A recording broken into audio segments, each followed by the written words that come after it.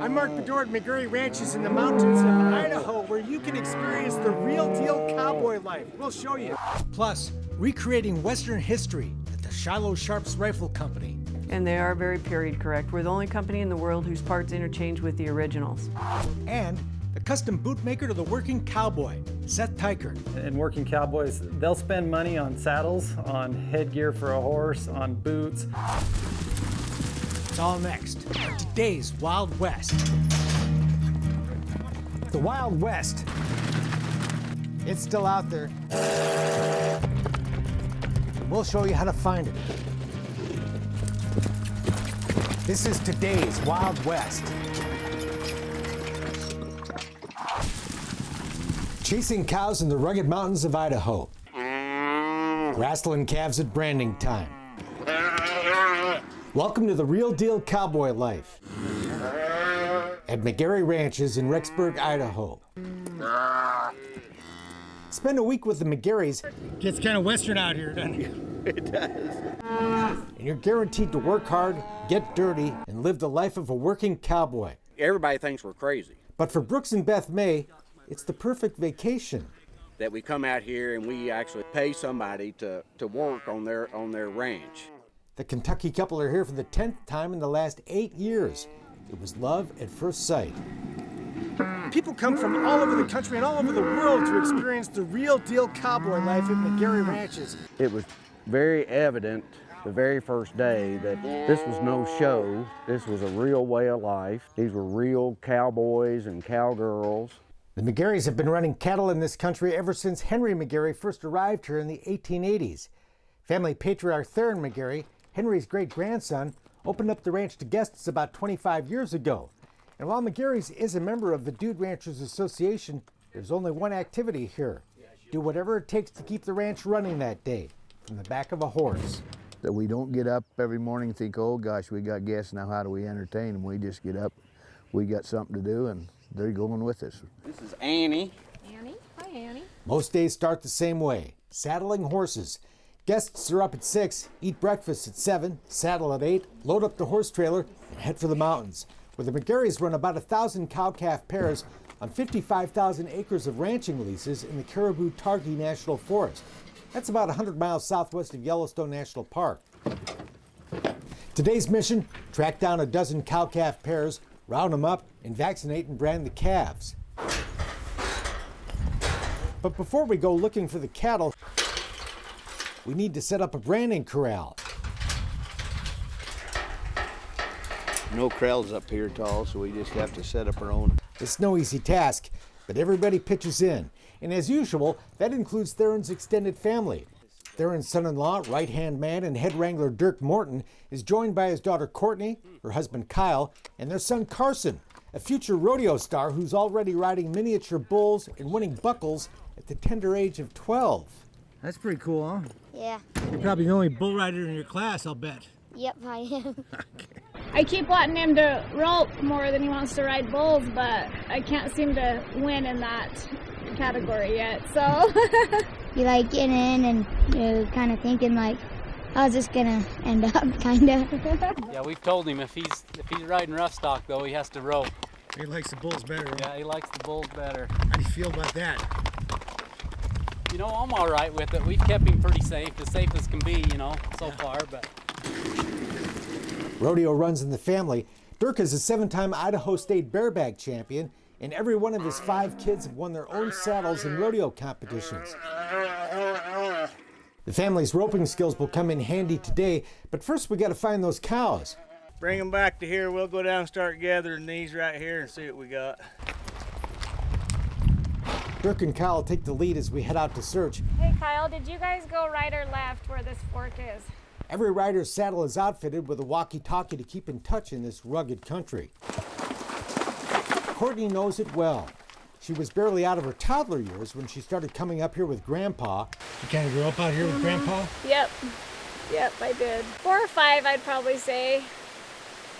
Even before we could really ride, we'd go pack salt with Grandpa Theron and ride the pack horse, you know, and sit on the gosh, I forget, like the tree of the saddle, and then you'd have the salt, you know, and our feet would just be on it, and yeah, it was fun. So Today she still rides with Granddad whenever she can, usually about once a week. Carson comes even more often, and other family members love to saddle up to help out whenever they can. people always comment how close our family is, that we're always doing a lot of things together. Well, you do stuff together because you're always doing something fun together. Yeah, that's true. Yeah, we think it's fun, so. How many families get to go chase cows together? Right, yeah. Or have a rodeo star? Yeah. They do everything together. Everybody goes to the mountain, everybody pitches in when they brand. The family is a big part of the attraction for Beth and Brooks, who feel like they've been adopted. You know, we get very close. These people spend a lot of times. It's like our motto is, you know, you come as guests and leave as family. And I guess that's kind of the way it is, you know. It's easy to feel connected here. McGarry Ranches only takes 10 guests at a time, usually adults only, and you better like to ride. In fact, ranch guests spend so much time in the saddle they're assigned 2 horses for the week, changing mounts every other day to give those hard-working animals the rest they need. Most every horse is a registered quarter horse, and the saddles intact are top quality. A lot of them's handmade saddles. Stirrups are turned so that people's knees and ankles don't bother them, and we want them so that they're as comfortable as they can be. You get the equipment that's nice for them to ride, it helps immensely. We find most of the cows we're looking for, but one pair remains missing. No luck, Dirk, huh? I didn't even see a track. They got to be up there or in here somewhere, but I don't know where. We'll go brand the ones we got. Back at the corral, the air is soon filled with swinging lariats, the sound of bellowing cows, and the smell of burning hair as roping, dragging, and branding gets underway. Courtney won her saddle team roping, and we can all see why. I know, I have to show these boys how it's done sometimes, you know. No, heavens We're no. glad you do. We'll get done faster. Yep. Got it. This mother of 4 is a pretty good shot. Carson, Kyle, and Dirk get their share too. Hired hand Charlie Jones heads up the ground crew, throwing roped calves to the ground. Not an easy job. Beth applies the vaccine shot. Brooks jumps in too, as Theron handles the branding iron. Now, I know people are going to ask, why do you have to brand? Well, because we run a big open range, and without that, there's no way to identify. We mix with other people's cattle, and so in order to be able to prove ownership to them, you brand them. You can do as much or as little of this as you want, or just watch. It's what you make it. If you go home without a bruise or a scratch, you ain't had any fun. Finally, we get her done, at least as far as the branding goes. We still have to tear down the portable and very heavy corral gates, then load up the horses. You do that easy, huh? Yeah, they're ready to go. They're tired for the day. That's a good job to have done. If your idea of a vacation is a cool drink on a beach, this may not be your cup of tea, but Brooks and Beth wouldn't have it any other way. Got your vacation's worth today, huh? Yes, got our money's worth today, there's no question. Whew. If you want to experience the real deal. That's it. It doesn't get any more real than that. After a great day of chasing cows in the spectacular Idaho mountains, you'll return to your comfortable cabin here at ranch headquarters, where you can kick back for a few minutes before joining your new friends for a delicious home-cooked dinner. And trust me, you will sleep well. More to come tomorrow when we're back in the saddle for a cattle drive. Back in the saddle again, along the picturesque Snake River. McGarry Ranches began running cows in this national forest before it was national forest. But today they're careful to comply with the terms of their grazing permit, which requires the ranchers to be up here 6 days a week. Come on, let's go. Rotating their cows to different sections to make sure no one area gets overgrazed. That means rounding up the cattle and driving them miles away to new pasture. That's the job today. Where are we heading, Dirk? Woods Canyon. So with Dirk leading the way, rodeo star Carson is back for the ride, plus Brooks and Beth, and my wife Marilyn and I. What's the plan? I'll run down and grab these. Just hold them here. Okay. And we'll get them, and we'll go right back up the way we came. Obviously, this is not wide open prairie, and finding cattle in this rugged country and keeping them moving on the trail can be quite the challenge. But it doesn't take Dirk and Carson long to find their cows, and the head wrangler comes charging back at a gallop to cut off the leaders and keep his herd going in the right direction, which will not be easy. What are we doing? We're gonna take him up this trail right here. Up! Hey, up! We're taking the cattle up a steep trail through thick woods while trying to keep them from escaping into the brush. And then Marilyn comes galloping after them. That's where those cow dogs earn their keep, rousting cows from even the toughest hiding places. Always fun to watch those guys work. Come here. Come here. Hey! No denying this is tough country for cowboying, but what an office. This is beautiful land. And the cattle are good for it. Grazing keeps the brush down, keeping the forest healthy, and cutting down on the potential fuel for destructive wildfire. It's good for ranchers too. There's plenty of grass and water for the cattle. However, what's worked for ranchers is a dream for many of the rest of us, living the cowboy life.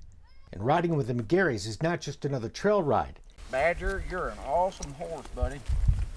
We go up there to do something, you know, and we're either up moving cows or we're taking them off one place, changing pastures, or kicking them off some ground. They're getting fed off a little too much, putting them in an area where there is more feed. And I think that is, we go up there with a purpose, not just go up to kill the day to entertain the guests. You know, we go up there to accomplish something. Sometimes we don't get accomplished what we do the others. I've had several guests say one thing about it, it's challenging, and it is. When you're handling cattle up in that kind of country we run in, it is challenging, you know. This is riding with a purpose, doing a job that has to be done. And that's a big attraction, even to serious horse people. I know a lot of them will say, boy, it's sure going to ruin our trail riding at home, because it'll be pretty dull there, you know. So for Brooks and Beth, coming to McGarry Ranches has been life-changing. Sold our house in the city and bought a small farm out in the country and bought a couple of horses and got some chickens, and we thoroughly enjoy getting out there and working on the farm and not getting caught up in a lot of the things that we used to get caught up in. There's no denying it's hard work and labor intensive, but it's also a big change of pace from life back home and sitting at a desk. It is fun to watch these guys work. Dirk is a real pro, and most of us will never be the cowboy Carson already is at the age of 12. But the fact is, guests like Brooks and Beth become a vital part of the operation. No, they're supposed to be on that trail down there. Okay. After coming here for years, they know the drill, know what to do, and get the job done. You take like Brooks and Beth, they're people that's been here and kind of learn the country, you know, and we get a lot of people that have their own horses. They come up here, like they say, we can ride a little around home, but we can't ride and do the kind of things that we do up here.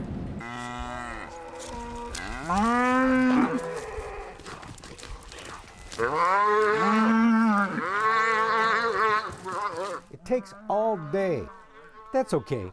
The chance to spend hours in the saddle on a great horse in the American West is why we all came here. Trail's end. Finally, we reach our destination. The cows go through the gate. Mission accomplished. Go home without a bruise or a scratch, you ain't had any fun. Well, we've had a couple of those today, I guess. We've had fun today, and I'm glad. It's been a most exciting day. A true Western experience here today. Yeah.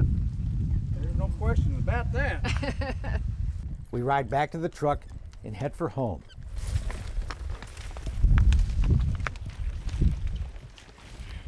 Carson, you shoeing horses yet? Carson's the right size because you don't have to bend over. Right. It's family night back at the ranch. Theron's kids, grandkids, and great-grandkids are here for a hot dog cookout. And like little Blaze, every single one of them seems to grow up with a rope in their hands. After more than 100 years, it doesn't look like the McGarrys are going to run out of cowboys anytime soon. Yeah, I think so. I don't think there's a problem. And that's great news for guests like Brooks and Beth, who get to be part of the family and live their cowboy dream whenever they swing into the saddle at McGarry Ranches in Rexburg, Idaho. Coming up, you'll meet another Idaho cowboy who moonlights as a custom boot maker. But first, The Montana company recreating the historic Sharps buffalo gun and their surprising customers. Now we have one like it, which is this one right here. It's the big rifle that co-starred with Tom Selleck in Quigley Down Under, and it was made in the small town of Big Timber, Montana. Yeah, we did Quigley. We built for Dances with Wolves, Crossfire Trail, and Wyatt Earp. All of those guns were built from raw steel and wood at the Shiloh Sharps Rifle Company. For 40 years, family-owned Shiloh Sharps has been recreating the guns used by the buffalo hunters of the 1800s. And they are very period correct. We're the only company in the world whose parts interchange with the originals. And these prized rifles are coveted by buyers all over the world. People like history and people like to compete. Some people hunt with them. Other people hang them on the wall and never shoot them. The guns made here at Shiloh Sharps are exactly the same as the ones made back in the 1800s, like this 1874 model owned by famous frontier photographer L.A. Huffman. It's the exact same rifle you see in this historic photograph and one of several museum-quality pieces displayed in the Shiloh showroom. So this is the foundry. But what most people never get to see is how these rifles are created. You have a master. From carved hardwood. We start out with virgin bars at 4140 chromoly. And molten steel. Pot here will melt 30 pounds of this every 4.5 minutes. Kirk Bryan took time out of his very busy day to give us a fascinating tour of the factory, beginning in the foundry. Those will be grip caps. The parts are created with wax molds, the same process used when a bronze sculpture is cast. And these here are some butt plates. What you end up with is a piece of steel that looked like the ceramic tree. This is a 74 Sharps receiver. Now these will get buzz cut off of here. These are the castings that we just seen next door. They'll be put in these CNC machines and will come out looking like this. All the holes are drilled, threaded. Shiloh used reverse engineering to discover how the old guns were made to make historically accurate replicas. High-tech equipment is of course used today, but much of the meticulous craftsmanship is still done by hand. And here's what some people have. This one here's got gold inlay. There's a buffalo on this side, a wolf on that side. It's like a work of art. Mm-hmm. And that's all done by hand. Hammer and chisel. This is the woodwork. These accent lines, this is all hand filed. If a person wants a double AAA finish, then they're put back together and hand sanded with 1000 grit and oil until they get a nice sheen and all the pores are filled. This is the area where the final gun's assembled, inspected, and final tagged before it gets shipped out of here to its new customer. And when you get done, this is what your final product is. Every gun is different. Base price for a Shiloh Sharps rifle is $1,900. People start putting a lot of gold and platinum in them. They'll go, you know, 10, 12,000. While some of these guns go up on a wall and will never be fired, a growing number of men and women of all ages compete with these rifles in long-range target shooting, firing at targets more than 800 yards away, using nothing more than the old iron sights of the 1800s. It's different. It's history. It's not... When you're shooting, it's not like going out with the high-powered scopes and everything. When you hit a target at 500 yards with iron sights and it goes down, you get a little excited because it's just, I mean, it's iron sights. Kirk and Lucinda, brother and sister, both enjoy competing when they can. But it's just the fun because Kirk is my spotter. I shoot, I spot, he shoots, and so it's kind of a, if he does well and you're spotting, I mean, it's a team effort. So you feel good at the end of the day. If he comes out and gets first, second place, you just feel like you accomplished something. I shot these photos for a magazine story at the annual Matthew Quigley Buffalo Rifle Match outside Forsyth, Montana. The latest competition attracted more than 600 shooters from 37 states and 4 foreign countries. Well, all over the United States. You can anymore pretty much shoot anywhere every weekend. The guns are used for hunting as well, including modern-day buffalo hunting. But like most things out west, the best part of it all are the people you meet. Just the people that we meet all over the world, my brother and I, and my mom and dad, my brother and I travel to the shows, we shoot together as a team, and I think it's just kind of that. Our kids grew up that way with us. They set targets. It's been a neat way of life. Lucinda and her brother run Shiloh Sharps with their semi-retired parents. Mom still works in the office, and Dad still helps out in the shop. And it's a family business. We work all day together and we play at nights. Business is good. Shiloh has a year's worth of backlogged orders. When the doors close, We're family. When we're here, it's business. And a unique business it is, recreating a piece of history from the Old West. A good pair of boots are a tool of the trade for the working cowboy, and for some, there's nothing like a handmade pair from Idaho working cowboy, Seth Teichert. I love it. I love the finished product when it turns out right. In the garage of a home on a windswept cattle ranch outside McGarry, Idaho, you'll find the custom boot shop of cowboy Seth Teichert. I'm not in it for really the money. It's a fun hobby for me. It's not like he needs a hobby to fill his time. Seth is a married father of 4 children, runs a working cattle ranch, spends hours volunteering at his church, enjoys hunting and sport shooting, but just for fun, builds custom cowboy boots. I can't sit around and do nothing. Sitting down watching TV bores me. I can't sit around. I have to be doing something. When he has a spare moment, which isn't too often, he heads to the garage to build boots, the old school way, handmade and stitched together with vintage equipment. These machines here are the finishers. This is the buffer. I don't know a year on these, but they're very old. I'm guessing 30s probably, 1930s. This is a sole stitcher. Big heavy machine, weighs about 800 pounds, and it'll stitch through the sole and the welt of a boot. Difficult to run. This thing kind of runs the shop. It's the boss of the shop. It's a 1929 is when it was made, a little Singer 3115. Stitches like it's brand new. The old machines feel good, and they don't cost as much money. It all started by accident. I liked playing with leather. I always knew that. I liked just doing little leather projects, and I was searching for a leather sewing machine. I call the guy, he says, I'm actually a boot repair shop. Long story short, I ended up buying the shop. The working cowboy had long been buying his own boots from a custom boot shop in DuBois, Idaho, run by Steve and Bev Gilger. So I told them I bought a boot repair shop, and they said, well, what are you going to do with the machines? I said, that's a great question. I don't know. And they offered me a paid apprenticeship. Newly married, Seth and his bride moved into the apartment above the boot shop, where he spent the next 7 months learning the craft of building boots. Great experience, learned a lot. They're still good friends today. We still talk. They still coach me along and help me. Fast forward a couple of years, and Seth is managing the ranch in McGarry, but still working on boots, learning through seminars, classes, and videos. And after lots of trial and error, he finally started getting the hang of it.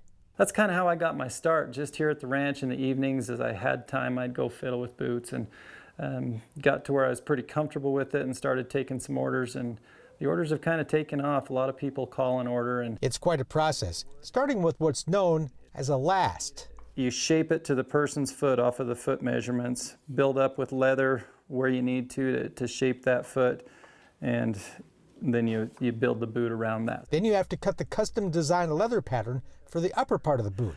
What I'll do is I make a cardboard pattern and I'd use his foot measurements, and then I cut out my top pattern. So I'm going to cut this cross out in gray and put it on the top here, and then he wants red stitching around that. And so it's going to be a black, gray, and red pair of boots. He's very particular on what he wants. When it's all sewn together, the boot gets mounted on the last.